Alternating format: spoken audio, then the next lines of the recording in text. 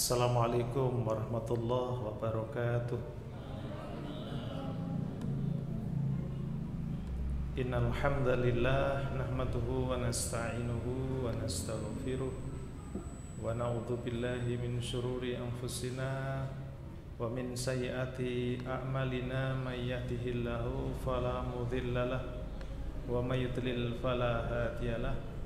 Asyhadu an la ilaha illallah wahdahu la syarikalah wa asyhadu anna Muhammadan abduhu wa rasuluh.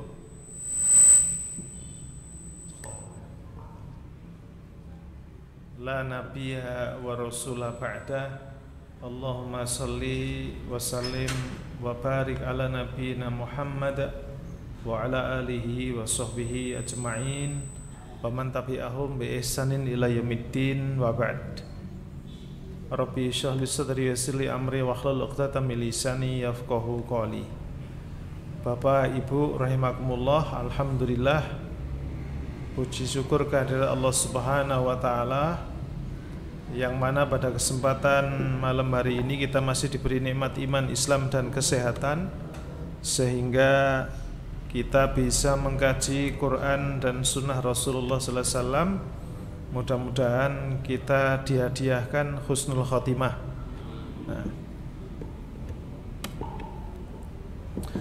Tema saya melanjutkan tema yang kemarin ya. Jadi kenapa ini penting, nikmat kubur dan azab kubur ini penting, bahwa sesungguhnya kita hidup di dunia ini hanya sementara. Maka zikrul maut itu penting. Mengingat kematian itu penting, membahas masalah akhirat. Nah, kalau kemarin ada video ini ya, ada 2 video ini. Bagaimana seseorang itu ketika berangkat ke kubur.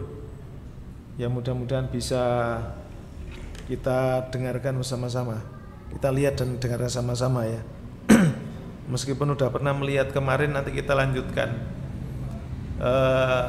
Ternyata tidak sederhana hidup di dunia ini. Jadi sebelum melihat ke sini, ibu bapak sekalian, tentu di media sosial, karena saya tidak punya televisi, jadi tidak tahu berita televisi.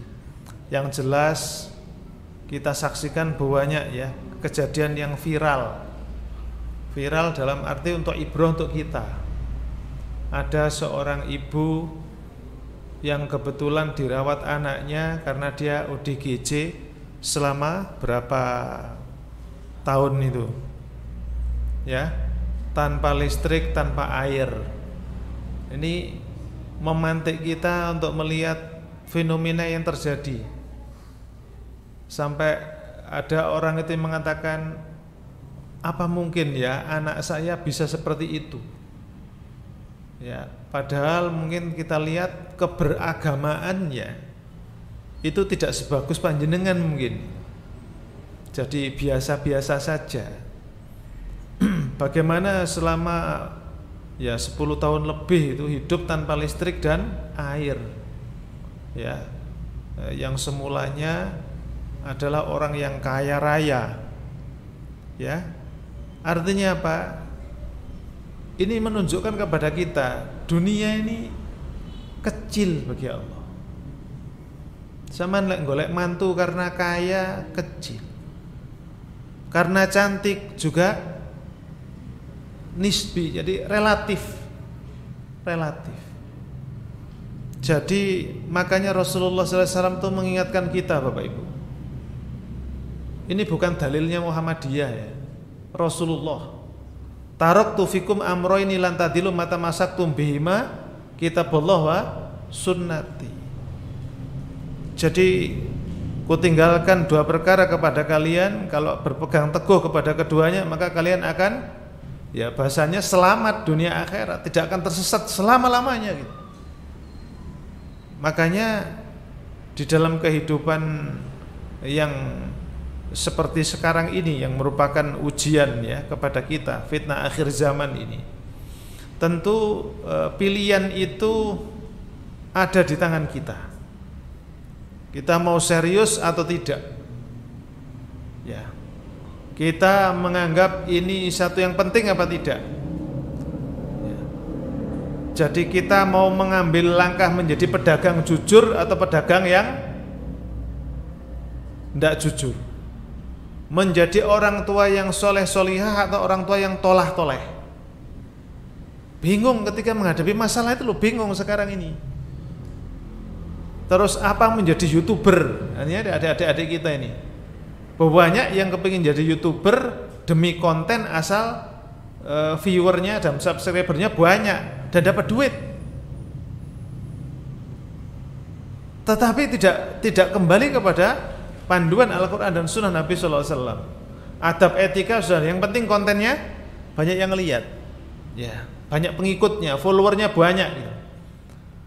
Ini era sekarang nih.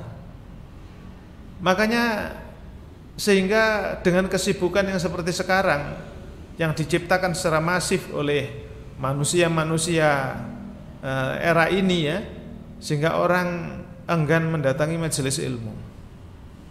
Orang sudah tidak punya hormat kepada yang lebih tua, ya, adab etikanya sudah tidak ada. Yang salaman anak, ada santri murid salaman cium tangan gurunya dianggap berlebihan. Akhirnya anak kurang ajar sama orang tua. Kalau udah tua Pak, ditaruh di panti jompo. Coba bayangkan. Jadi kita ini ditunjukkan oleh Allah masih ada anak yang baik, gitu ya. Mungkin karena amal-amal solehnya orang itu, bapak ibunya, yang waktu itu diterima oleh Allah Ta'ala. Coba, kira-kira kalau ada 10 tahun lebih seorang anak ngerumat bapak ibunya ODGJ, sabar apa enggak Pak? Ayo, kira-kira kembalikan ke kita sendiri. Sabar apa enggak? Berat Pak ya? Berat. Makanya kalau enggak ditolong oleh Allah Subhanahu wa taala, enggak mungkin. Makanya ini di pendidikan ini sekarang yang kita hadapi. Jadi materi ini kalau kita sangkutan dengan pendidikan luar biasa. Sehingga kalau saran kami, mari kita budayakan ya thalabul ilmi ini wabil khusus kepada anak-anak didik di TPQ atau di masjid tentang masalah adab. Karena percuma ilmunya banyak kalau dia tidak punya etik adab. Ya.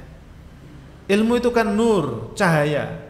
Itu tidak bisa masuk ke orang yang hatinya kotor. Jenengan ngundang ustadz siapapun, skala lokal, regional, nasional, internasional, tapi kalau hati ini tidak dibuka oleh Allah Subhanahu wa taala, tidak mungkin kita akan dapat berubah. Ya, makanya ini dalam rangka memperbaiki hati kita. Nah, oleh karena itu, Bapak Ibu sekalian, fenomena yang ada ya, saya tuh nggak suka medsosan. Ya cuman paling lihat ya di googling gitu aja. WhatsApp itu grup-grup itu juga tidak terlalu banyak saya ikuti.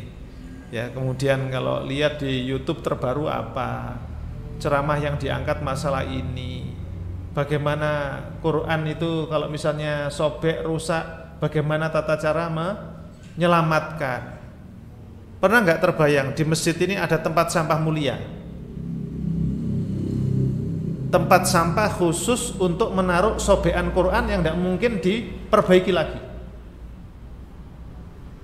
Jadi Quran ini ya karena di pesantren gitu Pak. Quran ini karena orang tuanya kaya, anak satu itu Qurannya bisa 3, 4, 5, hilang tuku meneh bisa. Lah terus Quran ditaruh di mana-mana itu. Ya. Bagaimana di masjid-masjid kita, musala-musala kita turun. Nah jadi ada tempat mulia, Quran dimuliakan. Jadi bikin tempat sampah khusus Quran, khusus sobekan-sobekan tulisan-tulisan Arab. Potongan ayat itu misalnya Alhamdulillahirabbil alamin, di situ hanya tulisan Allah yang terpotong, itu masih tetap mulia. Nah kalau kita yang muliakan siapa? Makanya saya prihatin ya. Ada trompet itu dari mushaf Quran. Berarti kan dijual, diloakkan. Terutama di lembaga pendidikan kita saat ini. Kalau ulangan harian, ujian tengah semester, akhir semester, kenaikan kelas, itu kan banyak ayat. Kalau hadis mesti ayat-ayat, tafsir ayat-ayat di situ. Lah terus dibuang kemana? Dikilokan, dapat uang hanya beberapa rupiah. Di mana keagungan Al-Quran? Tanggung jawab kita sebagai umat Islam. Ya, nah nanti ini kita mulai Pak. Jadi punya tempat sampah yang mulia, khusus barang-barang mulia. Ya, kalau menanam, kalau dibakar, maka abunya jangan sampai ditaruh di tempat yang dihinakan. Ya, di tempat yang tidak yang jarang dilalui orang, supaya tidak terinjak atau ditanam ya tidak kelihatan. Ya, saya tadi pagi baru diskusi tentang materi ini kepada teman saya yang bagian kerumah tanggaan yang ngurusi masalah persampahan. Tolong buatkan Pak. Nah, itu ya. Mudah-mudahan kita bisa membuat. Ya kalau nggak bisa lebih daripada itu minimal kita buatkan. Baik, Bapak Ibu sekalian. Nah, ini ada berangkat ke kubur nih ya. Nah, perlu diputar apa enggak? Nah, perlu ya. 4 menit tapi. Kita potong aja ya nanti 2 menit ya. Bismillah. Mudah-mudahan suaranya bisa. Doakan laptopnya tidak bermasalah ya. Alhamdulillah. Saya putar mulai kemarin ya.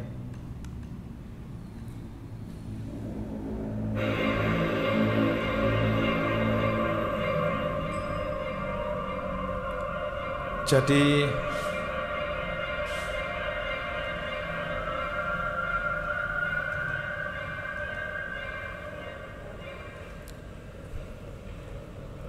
ya ini gambaran sederhana ya yang dibuat oleh manusia. Sesungguhnya mungkin lebih dahsyat daripada ini.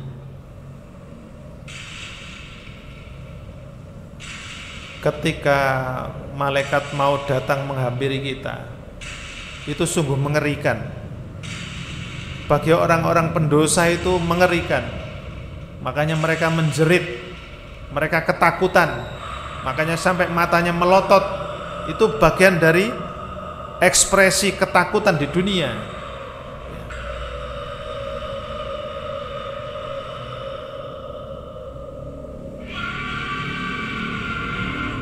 Nah, bagaimana kalau seperti ini kita udah di makam seperti ini ya? Ini mestinya yang satunya ini.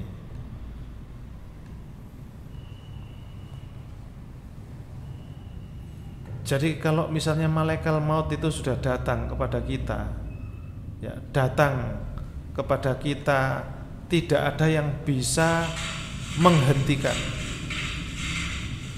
Ada yang meninggalnya dengan tersenyum, ada yang meninggalnya dengan ketakutan. Nah, mereka faham. Jadi ketika dibawa ke makam itu kan faham nih. Sampai mendengarkan terompa orang yang pulang dari makam. Ya, bismillah.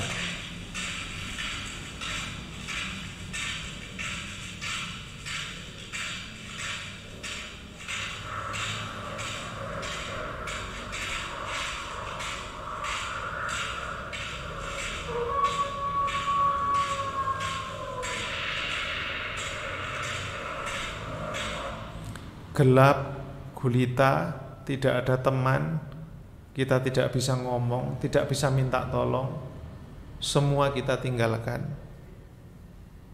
Ada ustadz di sebelah kita, nggak bisa minta tolong. Ada anak yang baik, nggak bisa. Mobil Alphard yang kita beli, nggak bisa kita bawa, nggak bisa. Mau sedekah, infak, nggak bisa. Mau minta maaf kepada istri, suami, nggak bisa. Mudah-mudahan Allah mengampuni dosa kita sebelum kita dijemput oleh Allah Subhanahu wa taala.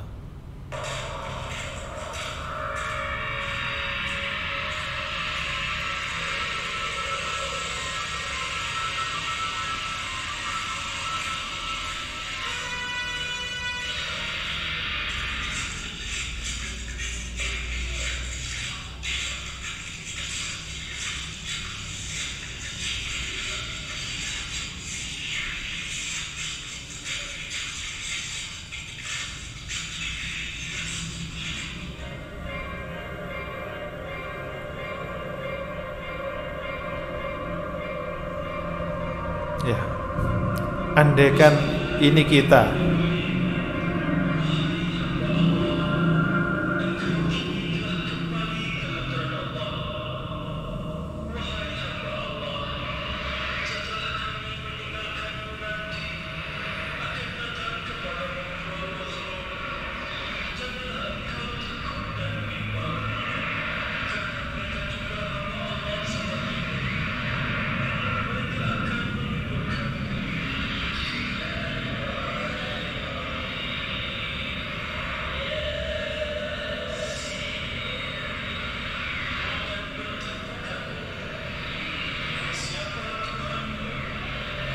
Akan ditanya, siapa Tuhanmu?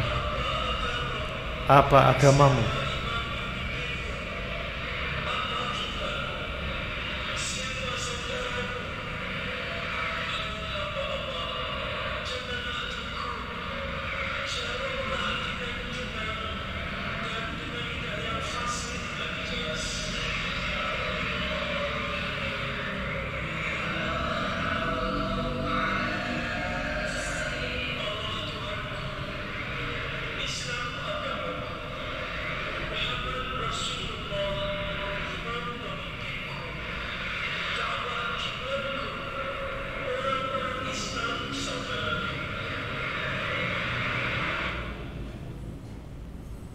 Ya, mudah-mudahan kita diberikan hadiah husnul khotimah.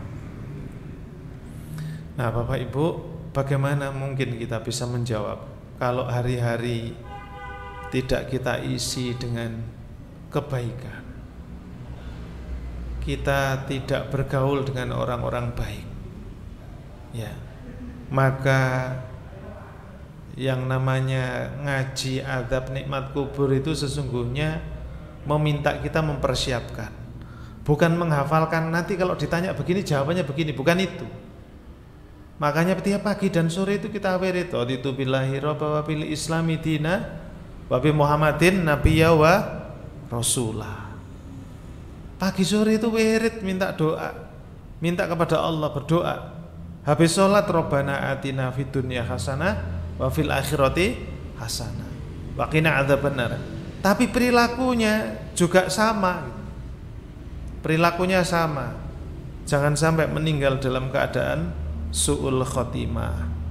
Ya, ini harus direkayasa. Banyak waktu kita ada di rumah-rumah Allah Subhanahu wa taala. Nah, kemarin sudah kita kaji tentang adab kubur. Nah, dalilnya dari Quran dan Sunnah. Kemudian sampai pada materi tentang apa yang menyebabkan seseorang itu mendapatkan siksa kubur, ya, sampai pada materi itu. Apa sebab-sebab azab kubur itu? Ya dosa, Bapak Ibu. Maka sesungguhnya masalah yang kita hadapi di dunia ini pun juga karena dosa. Ya, kita hari ini tidak tenang di masjid ini juga karena dosa. Ini yang harus kita selesaikan. Masalah di rumah tangga karena dosa. Ya.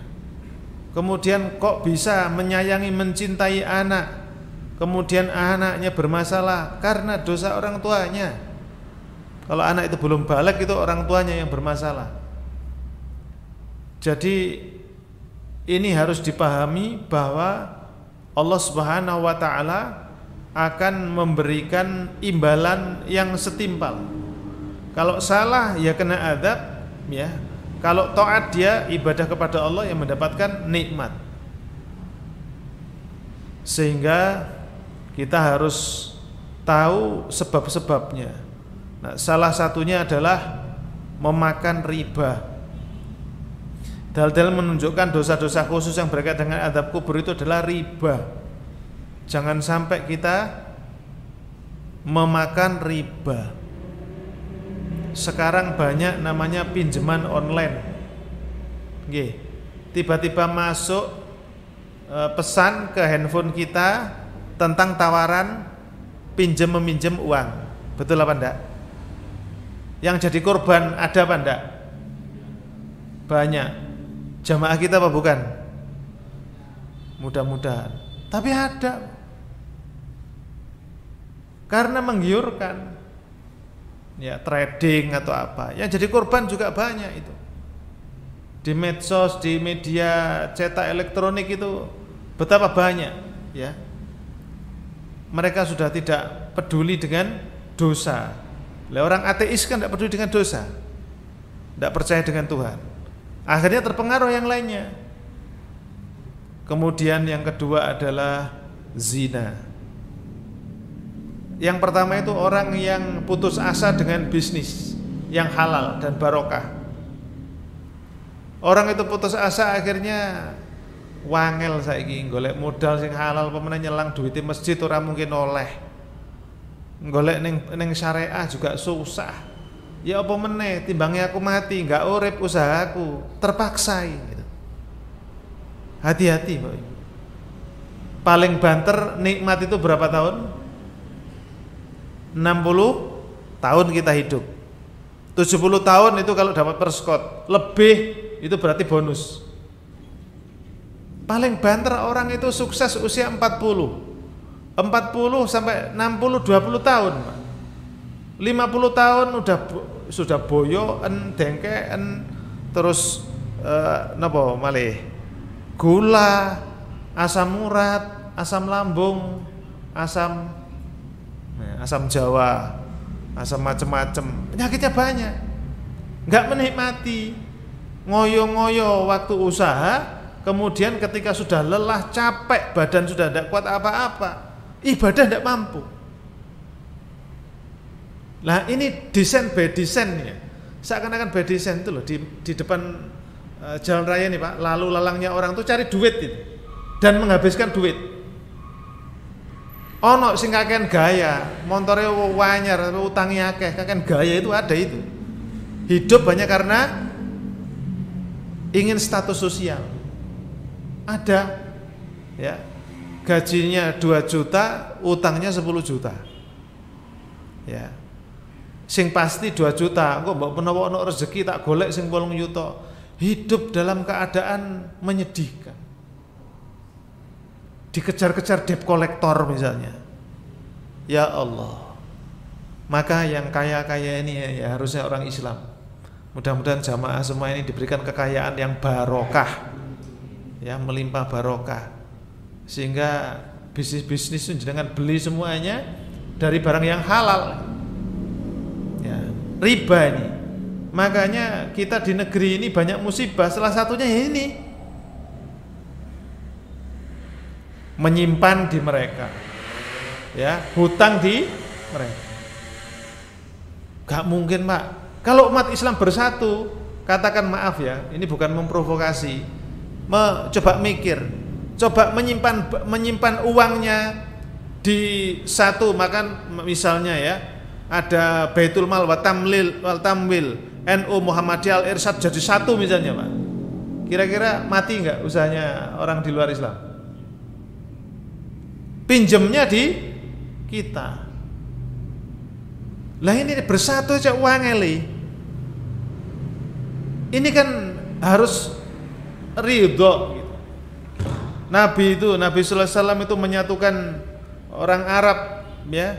Harusnya kita kan bersatu. Enggak usah bingung tentang bendera. Ya. Lah, ini riba ini, masalah riba ini. Jangan sampai terjebak riba, Sudah. Doakan saya juga tidak ternyentuh riba, Pak. Ya. Riba ya, yang konvensional. Kemudian yang kedua adalah zina. Ya, taqrabu zina. Ya Allah, sekarang medsos kan luar biasa ya. Jadi ibu-ibu yang viral lagi nih, menantu berselingkuh dengan mertua. Sudah tidak usah ikut memviralkan. Dikai anake ibuke dipek pisan, ngoten. Berzina mertuanya dengan menantu, itu pengakuan. Yang tahu Allah, tapi sing grebek warga. Nah, apa yang terjadi di dalam urusan tapi ngaku juga. Gini ini kan umatnya Rasulullah. Tidak perlu kita viralkan, tapi ibrohnya apa untuk kita? Kalau sudah menikah, maka pisah antara rumah anak dengan orang tua. Kalau tidak bisa pisah rumah, maka ada sekat yang jelas. Ya, menantu laki-laki dan mertua perempuan, hati-hati berinteraksinya. Karena laki perempuan punya syahwat, tua pun punya syahwat. Begitu ibu-ibu, bapak-bapak sekalian, hati-hati. Kalau sudah nafsunya memuncak, setan sudah mengganggu kita, gak peduli siapapun itu, jangan kasih kesempatan, apalagi ipar. Saya prihatin ketika alasan tidak punya rumah pepet-pepetan, kemudian terjadi perzinaan di rumah itu. Masih ada hubungan antar pertalian darah. Allahumma ya Rabbana, mudah-mudahan kita semuanya jamaah sekalian punya rumah yang luas barokah dan terjaga syariahnya. Jadi kalau kita mengatakan nggak mungkin, Allah nggak kasih rizki. Maka persoalannya sekarang insya Allah mungkin. Makanya di Malaysia itu saya dapat informasi ada apartemen itu dipisah, Pak. Kalau sudah punya anak wajib punya tempat tinggal sendiri. Ini menjaga syariat supaya tidak terjadi hal-hal yang menjurus kepada dosa dan dosa besar. Nah, coba kaitannya dengan masalah adab kubur dan su'ul khotimah, husnul khotimah. Makanya sebagai ayah, ibu, kalau anak kita masih belum bisa membeli rumah, mungkin kontrak. Kalau yang punya rumah, ya, bapak ibu yang kaya, punya rumah, bisa bangun banyak, maka ada saudara kita, jamaah kita sing ngumpel-umpelan di omah, carikan solusi, Pak. Disewa tapi aja larang-larang, semampunya mereka. Itu pahala bagi jenengan. Itu. Jadi yang developer itu bangun rumah khusus bujangan-bujangan yang baru menikah, yang belum punya penghasilan besar, diberikan, Pak, supaya terjaga. Ngapunten, jenengan pirsa Sidoarjo, Lapindo, ketika meledos Lapindo, orang ngungsi di pengungsian lama, kira-kira terjadinya kerusakan moral antara pergaulan bebas laki perempuan banyak apa enggak? Banyak. Di penampungan ngempet saulan, laki-laki enggak kuat, ada kesempatan. Makanya kalau ada musibah itu yang perlu kita selamatkan selain ngasih makan adalah bagaimana terjaganya. Ada bilik suami istri, kasih kesempatan gitu. Kalau tidak berzina, makanya sunahnya, jadi pekerjaan itu yang baik adalah dekat dengan istri dan suaminya. Jangan sampai pisahan. Istrinya di Amerika, suaminya di kutub utara, orang tahu ketemu, ya, LDRan. Nah ini makanya alhamdulillah Bu, Bapak yang tiap hari ketemu, anak tambah wakeh, alhamdulillah gitu ya. Nah ini berarti sampai tua ini sakinah mawadah warohmah. Itu ibu-ibu, maaf nih saya sampaikan. Nah zina ini ya, ada pemicunya gitu loh. Handphone, internet. Kalau misalnya dia punya pasangan, tiap hari ketemu, selesai. Makanya bapak-bapak kalau kita melihat wanita cantik di luar rumah, segera pulang, sing duwe bojo. Lek orang duwe bojo ngempet poso, olahraga kan gitu. Lah nek bujang, ini yang masalah. Ya, mudah-mudahan bujang-bujang ini segera laku, dapat jodoh soleh solihah. Ya, termasuk remaja masjid ini. Jadi nanti ada nikah barokah. Jadi Masjid Al-Falah mengadakan nikah masal, nikah barokah ya. Kalau di Balikpapan itu ada teman-teman kita kalau menikah itu bareng, Pak. Sehingga resepsianya syar'i, terkendalikan. Lah boboan nih, orang usah mikir boboan. Ya iki sing gare mikir boboan iki sing gare masalah. Lah ya opo, aku wis bayar akeh, iki utang, piutang iki nagih gitu. Jangan karena itu. Kalau sudah ini masalahnya, maka ngapunten. Saya kadang kalau diundang itu bukan saya ndak mau infak ya, tapi mikir saya, lek aku teko tak catet gak tak catet, merasa orang itu berhutang sama saya. Betul, Pak? Engko lek aku duwe gawe gak teko iku isin, teko iku gak duwe duit, akhirnya amplope kosong. itu terjadi di sono, di sini tidak ada. Ya, di Gadang ini nggak ada yang seperti itu. Nah, betul Pak ya. Makanya kalau ada hajatan sudah ada sumbangan, disumbang saudara kita itu. Jadi alhamdulillah. Ya, gitu ya. Mudah-mudahan kita bisa mengawali agar syiar ini berkah Bapak Ibu. Ya, kemudian anak wis gendaan ngalor ngidul ndang rabekno. Wis ketok chattingan, aduh menjurus-jurus nikahkan. Tapi dilihat bibit bobot. Loh, itu penting ternyata. Jadi orang Jawa itu meskipun dikatakan kejawen atau apa, jangan dilihat itunya. Melihat ini anaknya siapa, baik apa tidak, kan dilihat dari keturunannya. Bukan makanya Rasulullah mengatakan kan, nikahi wanita itu karena kecantikannya, ya kan? Karena keturunannya, karena nasabnya, karena harta kekayaannya. Tapi dikatakan fa'alika bidatidin taribat siadak, artinya apa? Karena agama. Omahe ndek endi, cedek musola masjid tapi ora tahu mlebu musola, itu masalah. Gitu. Jadi kita dilihat sekitarnya ini, oh siapa? Oh calonnya ini baik. Lek baik bismillah. Antara anggota takmir masjid itu anak ketua takmir ambil wakile dinikah jebret itu kan. Antar jamaah sini selesai itu. Tahu asal usulnya gitu. Yang ketiga adalah tidak mengamalkan Quran. Ya.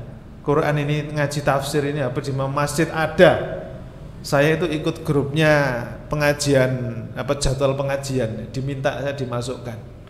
Boleh saya masukkan ya. Setiap hari Sabtu itu biasanya saya ditanya. Hari Jumat tak bilang nunggu takmirnya menyampaikan ke saya. Ya khawatir saya ada udur dari masalah, saya katakan ya. Nah, jadi itu ada jadwal. Kajiannya tapi persoalannya gini. Pengajian banyak tapi diamalkan apa enggak? Kadang ada jamaah yang abot ngamalkan Quran. Ya kalau abot gimana? Minta jenengan datang itu salah satu memudahkan. Enggak percaya? Di rumah sumpek kepala pusing. Bismillah aku kepingin ngaji, enteng setelah ngaji. Ya, ringan sehat setelah ngaji. Lah salah satu adab kubur itu enggak mau ngamalkan Quran. Yang ketiga dusta yang disebarkan. Dusta, hoax, ujub atau sombong ya. Nah, ini ya dusta, hoax. Hati-hati. Saya ada baca di medsos itu ya, tak lihat. Wong berita ini kemudian besok itu sudah diolah sedemikian rupa beritanya supaya orang itu mengejar konten itu. Jadi sekarang Pak, ya, ngeri ya, ujub atau sombong. Nah ini zaman-zaman fitnah di akhir zaman ini demikian banyak. Nah jadi sebab adab kubur itu karena dosa. Selain itu juga ada dosa yang paling banyak menyebabkan seorang mendapatkan kubur. Ya, ini kencing, kemarin sudah kita kaji tentang kencing. Harus hati-hati. Sampai begini kemarin kita kaji tentang masalah ini. Desain toilet yang mau bangun itu kemiringannya harus ke arah afur lantai. Afur lantai jangan deket pintu. Nanti misalnya orang kencing di situ ngumpul nyiprat keluar. Pintunya nutupnya itu bukanya ke dalam bukan keluar. Kalau netes kecipratan dibawa keluar, netes diinjek orang najis. Lu sampai begitunya sarannya. Terus ngapunten cek nanti ya. Tandon air di toilet tidak boleh lebih rendah daripada kloset. Kalau zaman dulu namanya kan jeding, nggih. Kalau di sini apa namanya? Yo bak air ya. Napa di sini toiletnya apa, Pak? Kaleng ya. Sekarang timba yang saya itu seneng timba karena praktis. Karena kalau membuat bak air itu kadang-kadang bocor macam-macam tambah ribet. Tapi sekarang begitu. Jadi bak air itu tidak boleh sama atau tinggi sedikit, harus lebih tinggi daripada kloset. Sehingga kalau misalnya ini keciprat tidak masuk ke situ. Lah ini syukur kalau alirnya mengalir sehingga kerannya ditulisi tolong kerannya jangan dimatikan. Nah, itu aliran dari pujon ke sana itu kalau mampir ke masjid ada tulisan begitu Pak. Tolong keran jangan dimatikan ya. Lah di sini kan banyak ya. Nah, di sana ngerojok terus. Itu nggak apa-apa kalau ngerojok berarti sungai mengalir. Nah, ini masalah penting, masalah kencing ini. Lalu anak-anak TPQ kecil gak ngerti, mari mancur kemudian melayu ini masalah. Itulah pentingnya ustadzah atau guru yang mengawal di toilet. Lek di Singapura namanya toilet training. Anak mau ke toilet itu ada trainingnya, ada pelatihannya itu. Melepas celana bagaimana, itu ada urutannya, nanti masuk apa, ada kaki kanan dulu kalau musim. Itu di training kan anak ini. Mudah-mudahan nanti di TPQ itu ada SOP ya. Jadi ada SOP toilet training khusus anak. Sehingga anak kalau belum punya itu, maka perlu didampingi ketika ada di toilet. Nah, kemudian berikutnya, di antara dosa yang jelas ya, supaya kita terhindar dari azab kubur secara umum adalah semua amal soleh. Mudah-mudahan kalau saya nutut nanti kita sampaikan 5 macam supaya kita hidup bahagia, ya, mempertahankan kebahagiaan. Nah, salah satu amalan hariannya. Nah, sebab-sebab terhindar dari azab kubur itu semua amal soleh. Nah, akan tetapi di sana ada sebab khusus yang menjadikan seorang terhindar dari azab kubur. Di antaranya apa? Orang bisa mengucap la ilaha illallah. Jenengan pernah dengar orang pingsan kemudian ngaji, Pak? Ibu saya itu koma ya, di RSI. Terus di situ kan dikasih obat macam-macam, terus baru masuk ruang kamar, sudah boleh masuk kamar. Itu di tengah ketidaksadarannya itu teriak kencang itu, astagfirullahaladzim, astagfirullahaladzim, astagfirullahaladzim gitu. Otomatis orang yang sering membaca istighfar dan jenengan keluarganya dekat dengan Allah itu masih yang diomongkan baik. Tapi kalau yang didengar itu pencak-pencuk gitu, ya. Terus kemudian yang lain-lain, apalagi sekarang TikTok kan macam-macam ya. Sebelum mati TikTokan dulu. Setelah joget malaikat maut kemudian datang. Wah, ada Pak itu. Jadi mau kerja bakti itu ya TikTokan dulu gitu ya. Allahu Akbar. Ini demam TikTok. Belum lato-lato. Nah, sekarang musim lato-lato lagi kan. Jadi gampang sekali membuat viral di Indonesia ini. Kalau dulu tek-tekan ya, ketekan itu. Sekarang jadi lato-lato kan. Nah, jamaah sekalian, maka sebab khusus itu adalah memperbanyak doa agar dilindungi dari azab kubur. Ya, ini doa setelah sholat itu ya, sebelum salam. Kemudian yang berikutnya yang kedua, ya berdoa aja supaya dilindungi dari azab kubur. Yang kedua, memperbanyak surat Al-Mulk. Jadi wirid harian kita Al-Mulk gitu. Mudah-mudahan sudah semua. Sehingga mungkin sampai setengah hafal. Karena tiap hari dibaca. Ada Yasinan. Kok enggak ada Al-Kahfian? Kok enggak ada tiap hari Al-Mulkan? Nah, jadi ada tradisi begitu. Baca surat Yasin bagus, Al-Baqarah, dilanjut begitu. Oh, keren Pak itu. Jadi tiap hari itu ada amalan harian kita. Ada satu surah dari Al-Quran yang terdiri dari 30 ayat dan dapat memberi syafaat bagi seseorang sampai orang tersebut dikeluarkan dari neraka pada hari kiamat. Surah ini akan memasukkan orang tersebut ke dalam surga, yaitu surat Tabarok. Tabarakalladzi biyadil mulku wa huwa ala kulli syai'in qadir. Ibu sebelum tidur sama suaminya, sama istrinya, sama anaknya murojaah surat Al-Mulk. Ndak hafal Ustaz, ndak apa-apa. Ya kita setel handphonenya surat Al-Mulk, klik. Kalau kita dengar terus, saya itu harus jamaah tua. Bule saya itu habis stroke. Alhamdulillah itu kok yang diingat itu ayat Quran, duit lali. Tapi Al-Quran itu ingat dia ya. Itu saya tanya sama istri saya yang bimbing ngaji, ibu-ibu itu. Isok hafal ya Pak. Jadi tidak pernah menghafal karena dibaca tiap ngaji jadi hafal. Nah, mungkin tradisi begitu.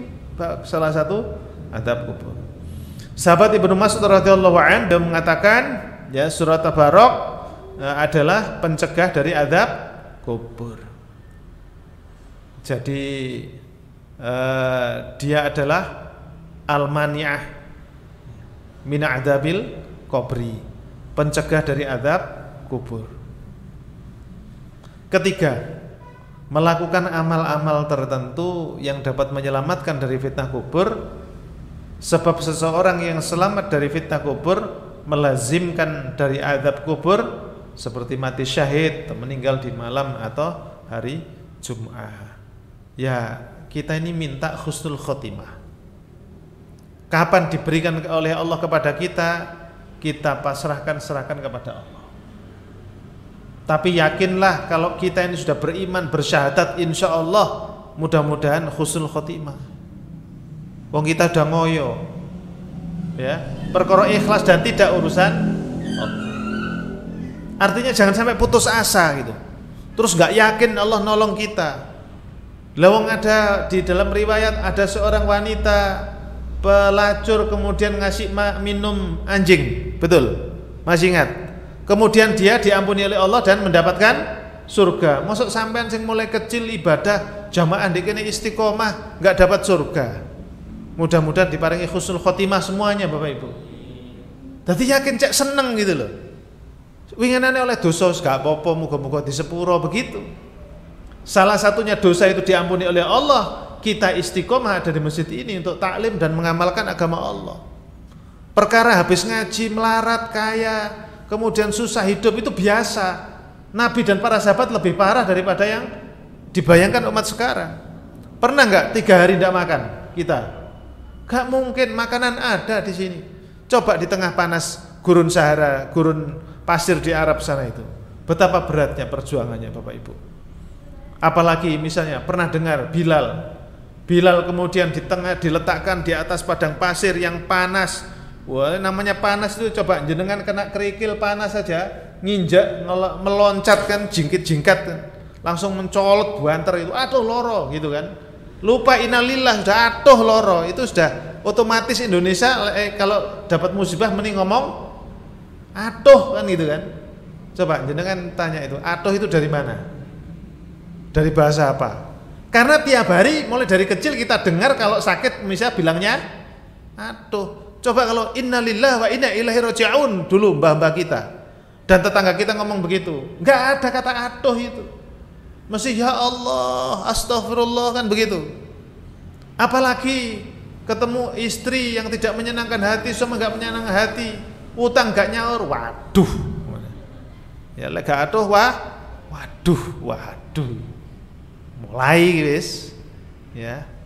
Angel wis. Nah, sudah angel sudah kan? Sudah angel begitu.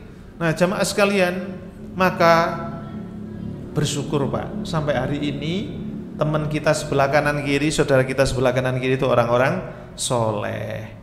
Nah, coba kita lihat videonya lagi ya. Mudah-mudahan ada ini. Ini pertanyaan di kubur ini. Bismillah. Setelah ditanya man rabbuka, dalam kitab Ushulul Thalathah itu ada. Jadi mungkin nanti perlu mengkhatamkan ringkasan Ushulul Thalathah. Jadi tentang siapa Tuhanmu ditanya. Kalau orang beriman insyaallah selamat. Ditanya, tapi kalau tidak bisa menjawab, maka akan kasar pertanyaan malaikat Allah. Ya.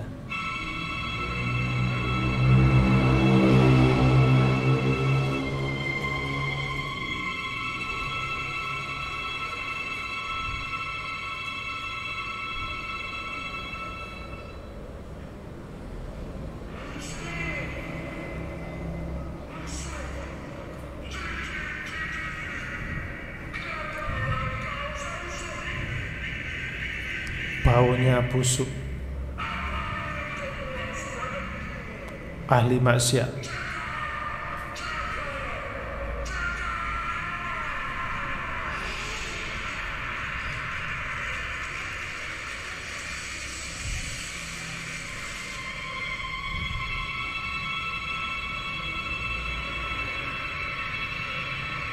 Ketika tidak bisa menjawab, disiksa.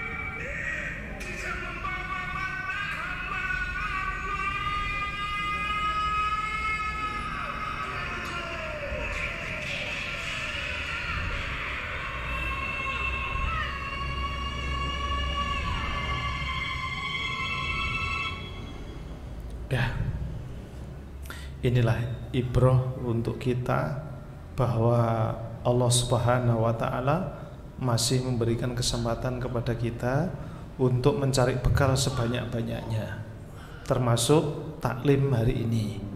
Maka sesungguhnya mulai dari kita ngaji, terus kemudian punya anak, menikah, punya anak, sampai hari ini ilmu itu sudah banyak, tinggal mengamalkan saja. Minta kepada Allah supaya Allah memudahkan kita untuk mengamalkan ilmu-ilmu Allah Subhanahu wa Ta'ala, beramal soleh. Mudah-mudahan amal soleh yang kita lakukan, kita jalankan dengan ikhlas, ngikuti teladan meneladani Nabi sallallahu alaihi wasallam. Mudah-mudahan itu semuanya diterima oleh Allah Subhanahu wa Ta'ala, sehingga menjadikan kita semuanya saat diambil oleh Allah husnul khatimah. Dan yang menemani di alam barzakh nanti adalah amal-amal soleh kita. Sebagai orang yang wajahnya enak dilihat, baunya harum, bahkan di dalam riwayat itu surga dibukakan, ya, baunya sampai kepada orang yang ada di alam barzakh. Alam barzakh itu bukan di kuburan, tapi alam penantian sampai menunggu keputusan Allah Subhanahu wa Ta'ala. Nah, demikian sehingga mereka ruhnya di mana Allah yang Maha tahu. Maka kalau ke kuburan kemudian bincang-bincang dengan kuburannya dan kemudian seakan-akan mendengar, sesungguhnya itu bukan ruh orang yang meninggal, tapi bisa jadi jin yang ada di kuburan, sehingga menjadikan orang itu semakin tersesat dari jalan Allah. Makanya tidak boleh menyembah kuburan. Kuburan tempatnya setan, dan kita menjadikan ibrah tempat itu sebagai satu bagian, ya, bagian dari proses kita ini pasti akan kembali ke sana. Rumah kita sesungguhnya terakhir itu di situ, bukan di sini. Ini sementara, ya. Lebarnya hanya mungkin 80 cm, terus panjangnya mungkin tidak nyampe 2 meter, mungkin segitu, sempit lagi. Udah begitu ditindih sama tanah. Itulah rumah kekal, rumah sementara setelah kita meninggal. Setelah itu di mana? Jannah aun nar, surga atau neraka. Ya, Allahumma inna nas'alukal jannata wa na'udzubika minan nar. Minta sama Allah Subhanahu wa Ta'ala. Demikian, mudah-mudahan Allah Ta'ala menerima amal ibadah kita. Mudah-mudahan kita dihadiahkan husnul khotimah, dapat nikmat kubur, mudah-mudahan masuk surga sekeluarga. Subhanakallahumma bihamdika asyhadu alla ilaha illa anta astaghfiruka wa atubu ilaik. Wal afu minkum. Wassalamualaikum warahmatullahi wabarakatuh.